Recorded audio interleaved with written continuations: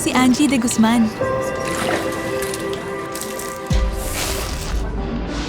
Janitress by day, student by night. Pasok sa opisina, pag-uwi, diretso sa eskwela. Yan yung buhay ko nun. Marami man akong pagdududa, sila ang unang naniwala. Sina Sir Tom na hinayaan akong mag-aral sa mga mesang nilinis ko. Mga atit kuya sa PAL na ang laging tanong, kumain ka na ba? Tinutor ako sa exam. Binigyan ng pasalubong. At pinaramdam sa aking hindi ako nag-iisa. Nakayanan ko dahil nandyan sila.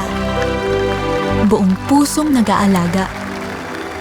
At nung tinanong ako, subukan mo kayong mag-apply na flight dispatcher. Nagbago ang buhay ko.